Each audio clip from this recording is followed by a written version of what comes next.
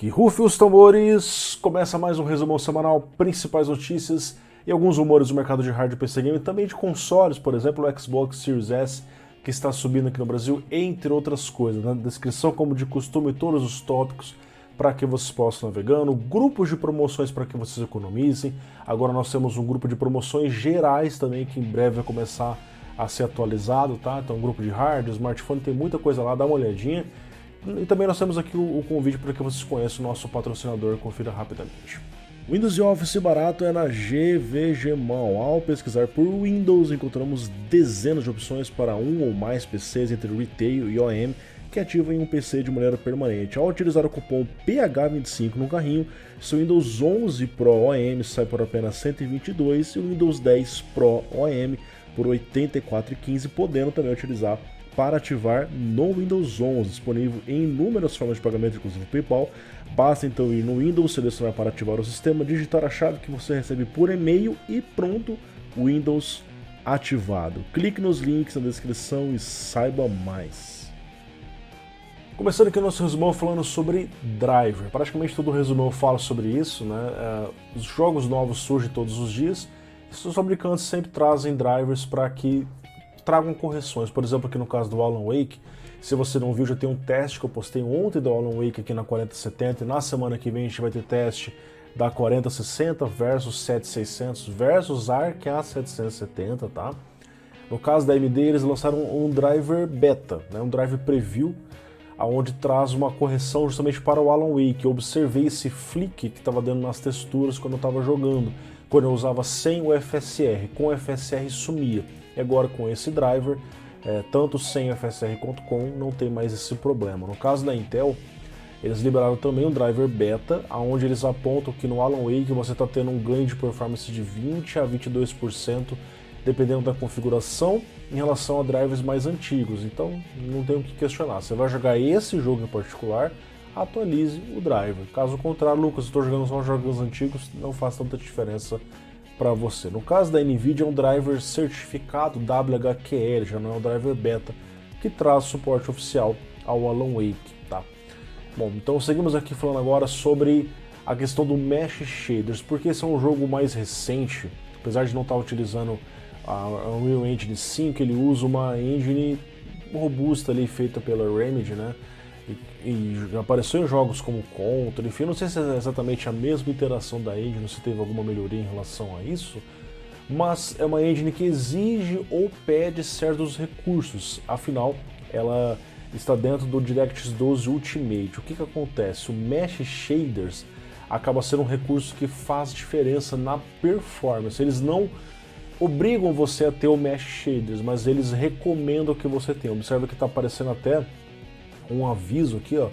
A sua GPU não suporta todos os recursos necessários e você pode encontrar baixa performance, glitches ou crashes. O recurso, no caso, é o Mesh Shader. O que acontece? Placas como 5700 XT não tem o Mesh Shaders, é uma RDNA 1.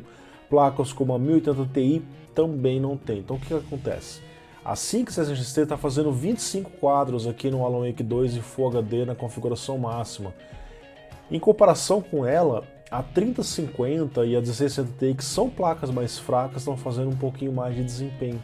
A 5700 XT é uma placa que normalmente concorre aqui contra a 3060, para você ver que o negócio, tanto que a performance esperada, que o próprio TechPurp coloca, é um pouco acima. Mesmo caso da 1080 Ti, a 1080 Ti está sofrendo mais ainda, fazendo 16 quadros em Full HD no máximo, tá? Por conta da falta desse recurso. Então, caso você vá jogar Alan Wake 2, certifique-se de estar jogando com um hardware mais moderno ou você vai ter dificuldades para jogar. Claro que você pode estar fazendo técnicas de upscale como FSR, DLSS, no caso da DLSS não, né? O FSR, para aumentar um pouquinho a sua performance. Galera, Xbox Series S, olha, quando eu vi essa notícia eu fiquei assim, cara, inicialmente sem entender, havia aquelas teorias, será que isso aqui que vai estar pagando a conta da Bethesda? Mas aparentemente é um negócio local. O que acontece? O Series S, que é comum você encontrar por R$2.000, R$2.100, R$2.200, vai ter um preço oficial recomendado pela Microsoft no Brasil de R$ 3.599. Cara, é o preço do PlayStation 5. por que eu vou comprar o Series S nesse preço, cara? Um hardware inferior não faz nenhum sentido, cara. E inclusive o Series X ficou com uma diferença muito pequena em relação a ele, cara. Então essa informação já foi confirmada pela própria Microsoft, tá? Apenas a versão de 500 GB vai ser afetada inicialmente, a versão de 1 TB não foi reportado que vai ter um aumento de preço, mas se aumentou de 500, de 1 TB talvez aumente também. Para vocês terem ideia, essa notícia repercutiu no mundo. A gente tem notícia aqui dos caras falando lá do Windows Central, falando que o preço no Brasil subiu sem motivo aparente, está custando tanto quanto um PS5 digital. E a Microsoft não explicou o porquê desse aumento bizarro no preço. Pagando a compra da Activision, o pessoal anda falando aí nos comentários, certamente. Galera, enquanto o preço não sobe, nós temos aqui essa oferta, dica de promoção para vocês, o Series S no Mercado Livre, no grupo MVX, que é o mercado líder, com mais de 50 mil vendas recentes, revendedor oficial no Brasil, tá? Então você tem ele por R$ 2.178, essa versão de 512 GB, se você tem cupom de desconto quando você entra com a sua conta logada, costuma aparecer cupom de 15, 20 reais, então aplique. Frete grátis, inclusive, para várias regiões, tá? Então, se você querer comprar um Series S, olha, eu acho que a hora é agora, hein? Porque o negócio pode ser que fique bem feio por aí. Bom, pessoal, eu ainda não trouxe os meus reviews do 14900K, 14700K, eu tive alguns atrasos aqui em relação a isso, mas em breve a gente vai ter diversos testes, e esse daqui é um que eu pretendo fazer também para o público no Brasil, porque eu acho muito interessante, cara, o quanto esses CPUs podem ficar muito mais eficientes perdendo um pouquinho da sua performance. Olha só o 14900K em teste de CPU. Em estoque ele bate ali 253, beleza. Mas olha só, se você limita o CPU para 125 watts, eu já mostrei isso em diversas vezes aqui no canal, por exemplo, os Ryzen 7000, eu mostrei muito isso, você reduzia, tipo, metade do consumo, caía 5% a performance, que era bizarro, cara. Então quer dizer, eu perdi 9% de performance, só que, cara, o consumo caiu pela metade. O consumo simplesmente dropou pela metade. E se eu vou para 95 watts, eu perco cerca de 12%, cara. Aí você começa a ter uma redução mais sensível quando vai para 65 watts. Então isso aqui é muito interessante, cara. Em jogos, como é que tá em jogos? Olha só, galera, 253. O cara foi lá e limitou o CPU a 125. Cara, 2,7% a menos de performance. Olha isso, 125 watts, cara. Então você vê que o consumo dele ficou bem mais baixo, cara. Não tem nem o que falar, tá? E você pode ir fazendo mais ajustes, ou por exemplo, 95 watts com undervoltage, ele ficou com 4,7% a menos. É um negócio que é imperceptível, cara, para você consumir uma fração do que consome originalmente o processador, tá? Snapdragon X Elite no PC. Olha só isso daqui, pessoal. Tem se discutido há muito tempo sobre CPUs ARM em PCs, embora isso já exista, por exemplo, no MacBook, isso já exista aos montes em smartphones. PCs hoje são dominados por CPUs x86-64, no caso da Intel e no caso da AMD. Mas empresas como a Snapdragon, cara, que é gigantesca, pretende trazer CPUs para PCs domésticos. Olha só que interessante.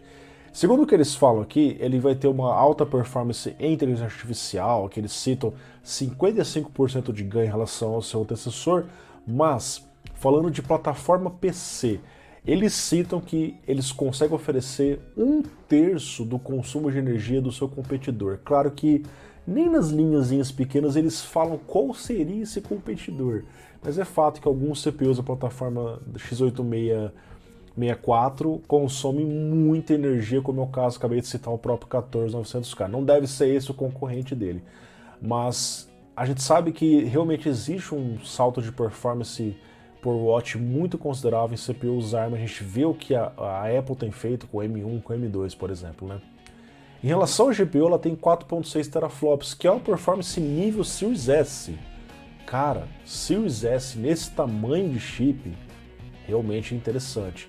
Citam aqui que ele vai ter LPDDR5X de 8.533 MHz, que é uma largura de banda bem grande em relação ao que trazia na geração passada. Encode e decode AV1 no seu gráfico integrado, Wi-Fi 7, Bluetooth 5.4. Cara, a gente tá vendo CPUs, aqui eles não citam muito, ó, 12 core, laptop chip, enfim, a gente não sabe se é AMD, se é Intel, mas se isso aqui estiver correto, cara, a gente tá falando de um CPU que deve trazer uma competição muito forte. Agora, claro, entra aquela questão de camada de compatibilidade, o Windows já traz suporte para ARM, né?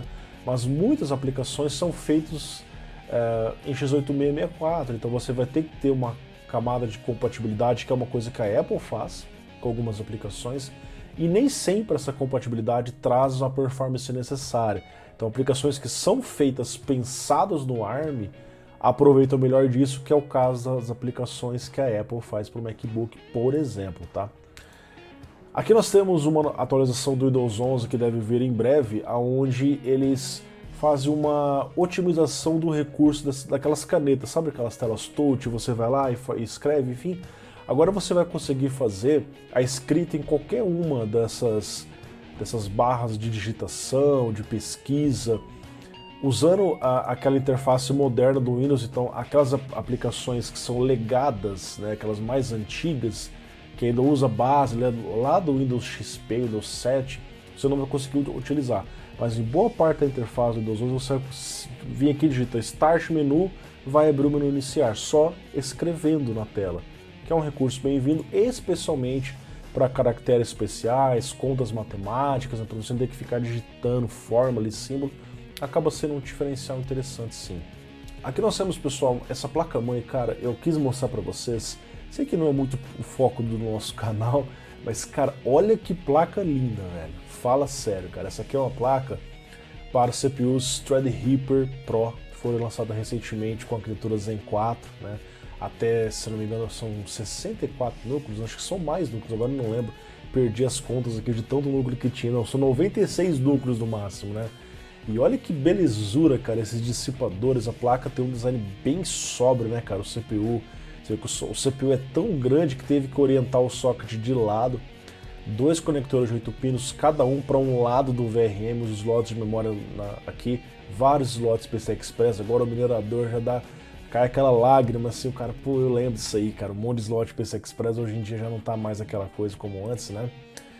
Tem também aqui a contrapartida da Gigabyte, que também é uma placa com design muito bonito aqui, parece um alumínio escovado no prata, alguns detalhes em branco. A placa realmente ficou bem chamativa, apesar desse público, digamos que não foca tanto no visual quanto o público gamer doméstico, mas ainda assim, se eles estão caprichando nas placas, é também por conta de um apelo visual. Agora, as ROG, cara, eu já não posso falar o mesmo, é claro que é opinião, mas, cara, os caras colocaram fãs aqui e não cobriram, cara. Porque tudo bem você ter fãs em cima do dissipador, isso aqui deve ser muito frio, muito eficiente, mas, cara, ficou sem a cobertura. Olha como que ficou feio essas fãzinhas aparecendo, com os parafusinhos aqui, cara. Sinceramente, cara, não entendi. Tem uma aqui que tem 3 aqui de um lado e 2 do outro, ó. Olha o espelho traseiro como tá estranho, cara. Não ficou esquisito o espelho traseiro dessa placa? Olha só. Olha o módulo Wi-Fi aqui aparecendo. Ficou muito esquisito. Podia ter feito uma cobertura pra esse daqui, pra cá também. Deixa as fãs, não tem problema. Cobre elas. Põe uma aberturazinha assim no metal, cara. Não gostei muito desse design. Aí você vê essas placas monstruosas aqui, ó. Se já não bastasse, você pega essas placas. Normalmente tem 2 conexões de rede de 10 gigabits, você pega e coloca mais um monstro desse da Knapp, né?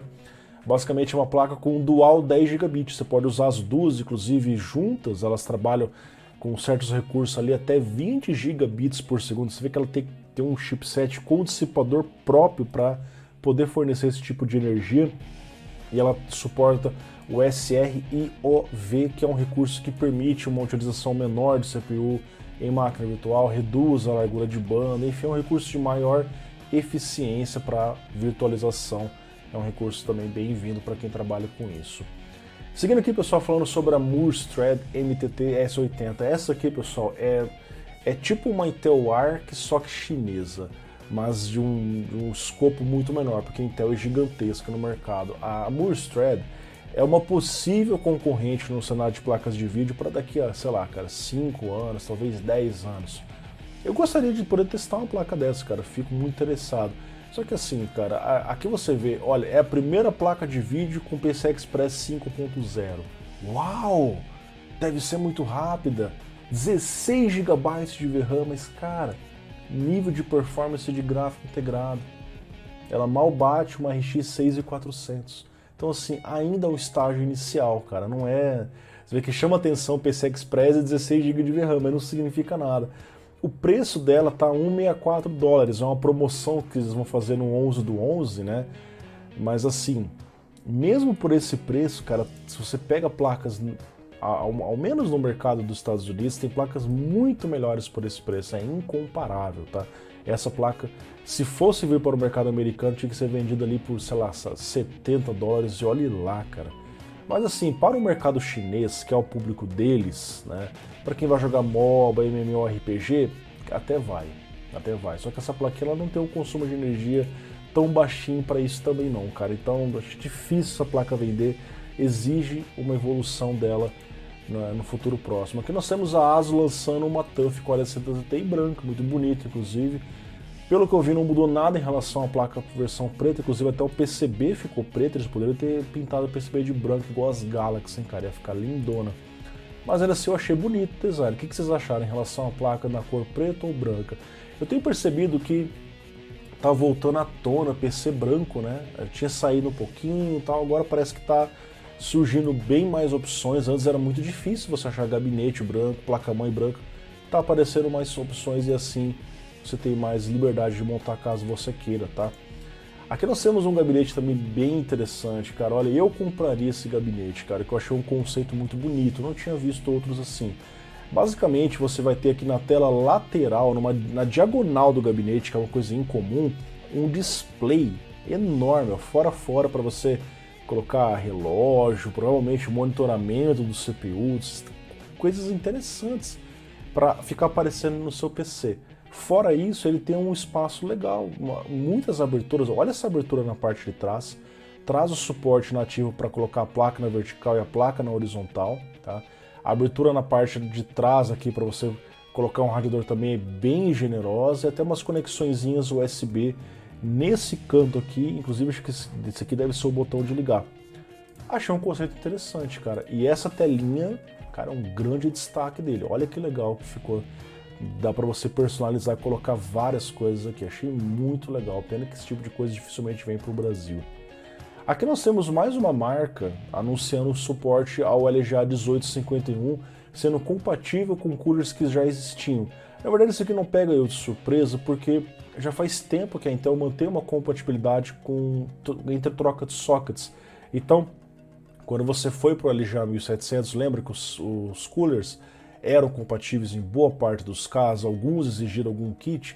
O 1851 não vai exigir um kit extra. Então, os CPUs que já são compatíveis com o LGA 1700 vão continuar sendo compatíveis com o LGA 1851. No passado, a Noctua também já confirmou isso. Ó. Aqui você tem o NH-U12A, que usa o mesmo kit de montagem do LGA 1700. Então você não precisa nem trocar nada, já pode ir para o 1851 previsto para o ano que vem. Aqui nós temos uma 4060 Ti Blower, single slot. Feinha que dá dó, cara. Olha que plaquinha horrível, cara. Os caras fizeram uma abertura aqui, ó, sabe-se lá por quê, para você ver a parte do espelho ali do DisplayPort do HDMI, cara. Tem uma tampa aqui no meio também que eu não sei para que serve. Cara, que placa linda, hein, velho? Sinceramente. Lógico, pessoal. Olha a figurinha da placa. Isso daqui não é para você comprar, para você usar no seu PC doméstico. Isso aqui o foco é para ambientes de servidores, onde você coloca várias placas e você tem que ter mais espaço. Não adianta colocar placas de 2, 3 slots que atrapalham, tá? Você pode ver até um detalhe, a alimentação da placa foi deslocada para a parte de trás, para a bundinha da placa, justamente por conta de clusters, onde eles colocam ali o conector direto na parte de trás, conforme vocês podem ver aqui. Esse tipo de conexão nessa posição não é novidade, várias e várias placas já trouxeram isso no passado, é apenas uma placa blower que provavelmente faz muito barulho, mas que não deve ser um problema para ambientes de servidores. Aqui nós temos o Intel APU, eu vou falar mais sobre isso, vou testar inclusive isso nos meus reviews da 14ª geração, que estão atrasados, sim, tá? Aonde há ganhos de performance muito expressivos. Basicamente, o que é o APU? É o Intel Application Optimization. Trata-se de um recurso que vai fazer uma otimização das threads, dos clocks, para cada jogo específico. No momento traz suporte em particular para o Rainbow Six Siege e para o Metro Exodus, aonde ele vai trabalhando ali com o Thread Director e consegue ganhar até 31% mais performance só fazendo otimização de thread núcleo, hein, cara? Que interessante isso, hein? A gente espera para ver se isso aparece em mais jogos e também em CPUs da 13ª e 12ª, porque até o presente momento só é suportado na 14ª geração e não em todos os CPUs. Falando em 14ª geração, o Derbauer, muito conhecido por overclock e por seus deleads, está fazendo aqui um delete do 14900K, mostrando que pode reduzir a temperatura em até 12 graus desse vulcão, que realmente você vê, ó, o die dele é muito grande para um tamanho de substrato muito pequeno, então é difícil você tirar calor desse CPU, né? Fora aqueles problemas do ILM que fica torto, enfim, vocês já sabem, eu já expliquei para vocês. O que ele fez aqui? Ele fez um teste onde o estoque estava batendo 93 graus, aquilo que vocês já sabem, tá? Quando ele fez então o delete usando a Conductonaut Extreme, ele conseguiu 83 graus, 10 graus de diferença só fazendo o delete.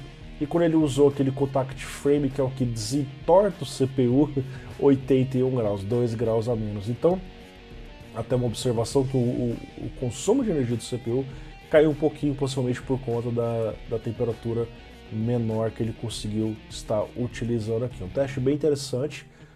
O processo de delete não é simples de ser feito, você tem que desmontar o CPU como vocês estão vendo, tem ferramentas específicas para isso, você vem aqui e troca essa pasta térmica. Tem gente que é corajoso e põe até metal líquido aqui, que realmente é uma doideira, eu nunca faria isso, tá? Bom, pessoal, vamos lá falar sobre RX 5000 e Vega. Essas placas elas são relativamente antigas no mercado, mas se você olha a Steam nesse momento, as placas de vídeo da AMD mais usadas são RX 580 e 570. Acredito que a AMD continua dando suporte a essas placas por conta disso, mas, cara, tá encerrando o suporte, pelo menos no Linux. Então você tem aqui o driver oficial, open source, AMD VLK, que é baseado em Vulkan, para o Linux, já não suportando mais as Vega e as Polaris, ou seja, RX 4000, 5000, Vega 56 e Vega 64, inclusive a Radeon 7, que é Vega também, tá? Então essa placa também está saindo do suporte. Destaco aqui algo que eu já falei para vocês recentemente no meu Twitter, não me segue ainda no Twitter, me segue lá. Em setembro, a AMD separou os drivers, talvez vocês não perceberam isso, mas se você pesquisar agora, driver AMD, você seleciona lá RX 580, o driver está antigo. A AMD separou o driver das placas mais novas das antigas e não trouxe drivers novos mais para placas assim. Então você tem, o Alan Wake, cara, não tem driver para o Alan Wake para RX 580, é porque é uma placa antiga. Vai ser difícil rodar o Alan Wake nessa situação, né? Mas a notícia até destaca aqui que no caso da NVIDIA, eles continuam trazendo suporte para a arquitetura Maxwell, que é de 2014, para vocês terem ideia. Então é uma arquitetura mais antiga que essas Polaris, que veio em 2016, e ainda continua o suporte. Inclusive, um outro detalhe, a AMD falou que a RX 590, que é Polaris, foi lançada lá em 2018, isso mesmo, é recomendado para você usar o Super Resolution 3.0 sem o Frame Generator. Então, em tese, é para essas placas continuar no auge aí delas, nos produtos baratinhos, mas o drive está indo na contramão. Será que o Windows vai ser o próximo passo? Vamos acompanhar. Aqui nós temos uma entrevista, não foi com a Lisa Su, e sim com o David McAfee, aonde foi perguntado para ele em relação a CPUs para o mercado mobile não utilizar o sistema de chiplets, e sim o sistema tradicional monolítico, se faz tanto sucesso no desktop, por que não traz isso para notebooks, que em tese teria até mais vantagens? E ele fala que devido a vários fatores, nos notebooks a estrutura monolítica é mais barata e eficiente que os chiplets. Diz que isso pode mudar no futuro e que eles estão sempre considerando novas possibilidades. Aqui nós temos os rumores do que vem aí na frente, por enquanto não temos nada confirmado. Seguindo aqui, pessoal, agora para o campo dos rumores, entendo que vai aparecer aqui como algo não confirmado, temos aqui o Raptor Lake HX Refresh. Opa, mas e aí? E o Meteor Lake para notebook? Pois é, aparentemente a gente vai ter, já tem, porque já vazou, CPUs como 14700HX, então mais CPUs mobile, vai ficar meio confuso, porque daqui a pouco vem o Meteor Lake, né? O Meteor Lake está previsto para chegar em dezembro, mas nesse meio tempo pode aparecer uns Raptor Lake aí, 14ª geração, tá? Que basicamente é um refresh da 13ª geração, assim como o Edge Desktop. Então vazou aqui no Pugged System, que é um sistema muito bom de testes, cara, uma empresa fantástica lá de fora, e de vez em quando escapa os hardwares que as pessoas estão testando. Então não é a empresa que testou. Alguém baixou o benchmark, Photoshop, que inclusive eu utilizo, e aí o resultado foi parar no site deles. E tá aqui, ó, 14700HX. Curiosamente, até vou destacar aqui, ó, 2 módulos de 32 GB notebook, cara, 64 GB notebook é forte, hein? Porém, colocaram uma A750, uma A570M da Intel. Ué, um i7 desse com 64 GB de memória com o Intel Arc A570M? Ficou esquisito. Já vazou, inclusive, o i9 e o i5. Então, é certo que vai aparecer, vai ser um lançamento, cara, de um mês antes que surja os Meteor Lake, né? Vamos continuar acompanhando esse mercado aí.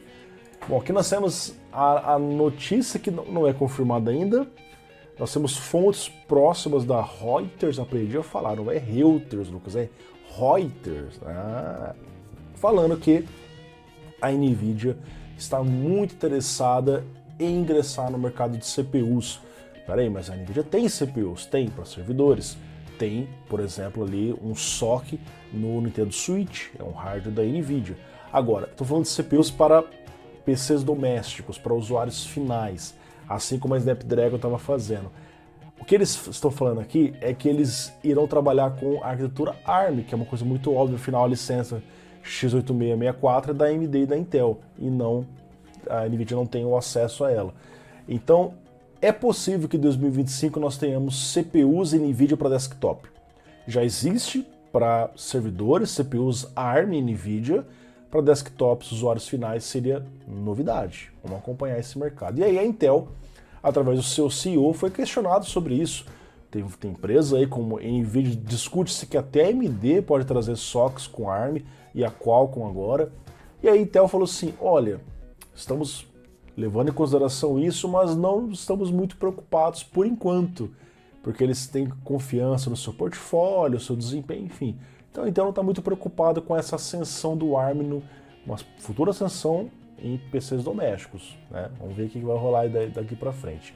Sinceramente, é mais concorrência, cara. Eu acho que é uma coisa bem-vinda. Galera, a HW Info listou a 4080 Super. Cara, não tem como falar que isso aqui não existe. Porque o HW Info é um software respeitadíssimo, tá? E quando eles adicionam o suporte a uma placa que não existe, significa que ela existe, tá? Porque eles recebem isso antecipado, o driver, os recursos necessários, a BIOS necessária para isso daqui funcionar. Então, é rumor ainda porque não lançou, mas cara, vazou 4080 Super. O que a gente sabe até então? Essa placa pode vir com 16 GB, assim como a 4080, seria uma melhoria. Se ela trouxer o mesmo chip AD103, ela vai estar mais próxima da 4080 do que da 4090. Algo parecido que aconteceu na 2080 Super, que era próxima da 2080. Seria não aquele corte de chip ideal de 80, sim, apenas uma pequena melhoria, né? Aí tem que ver a questão de preço, quanto que ela vai aparecer. Se ela de repente servir para cair um pouco o preço da 4080, já é uma excelente notícia. Precisamos continuar acompanhando. E para finalizar aqui, pessoal, o vazamento do Threadripper Pro 7985 AWX A gente sabe que a AMD já lançou esses CPUs, mas não tem um review oficial ainda. Vai ficar ali, se eu não me engano, para dezembro. Mas nós já temos alguns testes aqui no Geekbench, onde eles testaram aqui um PC Dell Ink Precision 7875 Tower, onde estava utilizando aqui então o Threadripper Pro de 64 núcleos, 128 threads, que conseguiu entregar 30% mais performance em single core em relação ao 5995WX da geração anterior, Zen 3, e até 36% em multicore. Olha, é um saldo geracional muito bom entre gerações, cara. Em relação ao Zen 2, 63% de aumento de performance. Previsto para chegar em novembro desse ano. Pessoal, muito obrigado. Mais um resumão fico por aqui. Um grande abraço. Amanhã tem vídeo aqui no canal explicando sobre o remessa conforme do AliExpress, como é que tá a situação. Na semana que vem a gente volta com vários vídeos. Semana foi meio paradeiro, quase não teve vídeo aqui no canal, mas estou colocando a casa em ordem aqui, vários probleminhas. Logo logo voltamos com muitos mais vídeos.